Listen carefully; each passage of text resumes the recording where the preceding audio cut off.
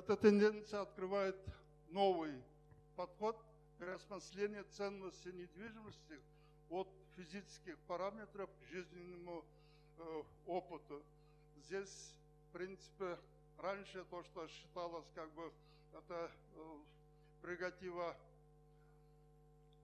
властей, местных органов власти, специалистов, то на сегодняшний день это уже требования тех людей, которые хотят обеспечить себя комфортом, тишиной, достатком естественного света.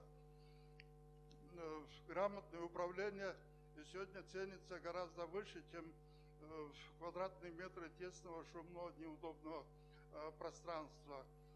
Небольшие квартиры, автоматизированная планировка и интегрированными технологиями, качественной жилой средой становится все более распространенным выбором. Это касается не только жизненного опыта, это инвестиционная привлекательность таких объектов сегодня как никогда очевидна.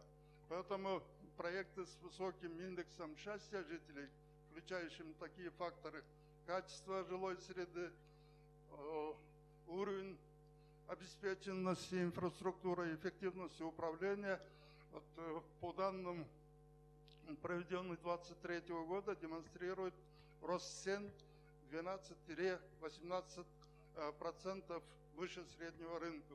Это тенденция, не отделенный прогноз, а сегодняшней реальности, который сегодня формирует мощный сдвиг мышления, развития городов по всему миру.